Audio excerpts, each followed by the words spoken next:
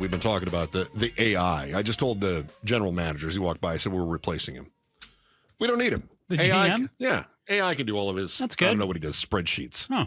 Right? The guy who could just fire you just said we're going to replace him. That's right. He can't fire me. AI told him not to. I do think, though, this is interesting. One of the things that our general manager does, he gives periodical presentations to the company. Mm-hmm. And he does a pretty good job of putting this together.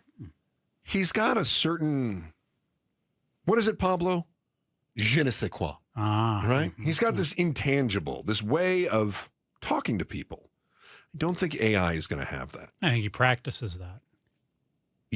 I agree. Thank you, Joe. Yeah. So, yes, he does, and he practices it, and he's good at it. Yeah. I don't know that AI can do that, because not only AI could maybe in the future develop some sort of a personality, but will AI be able to read someone else to adapt their personality on the fly to get the most out of that other person? In other words, can AI be a salesperson? Can AI make friends and suss out what might work with one person that doesn't work with another? AI is definitely going to be able to make friends with people. Okay.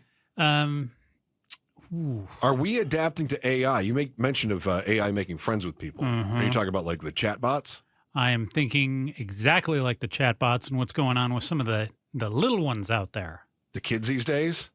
The kids these days and the kids of tomorrow's days. What are they doing?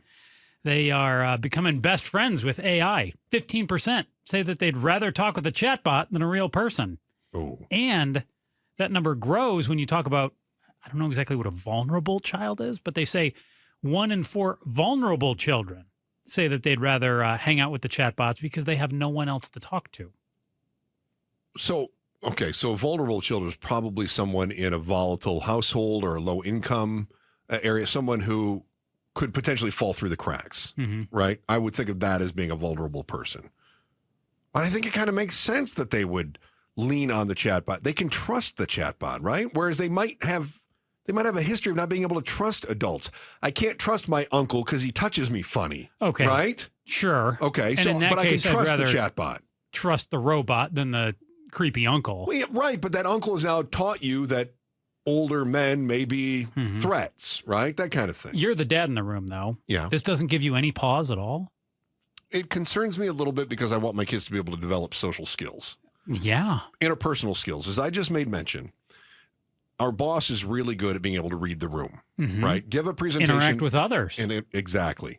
So, and that takes face-to-face. That takes reading cues and understanding facial expressions, little ticks somebody might have, the direction of somebody's eyes moving one way, a cough, a clearing of the throat, whatever it is, all these things. Did you see the story this week? But even if AI can start to figure that stuff out, can the kids figure that stuff out if they're not exposed to it? I think that's a life skill they have to have. Did you see the story this week about the Gen Z stare? Did you see that one? I was just talking to my wife about that. She got that from my daughter.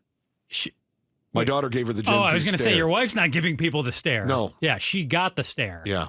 I think some of that's going on here, too, where increasingly younger generations... Well, explain what it is. I can't really well. Just at times it's a blank...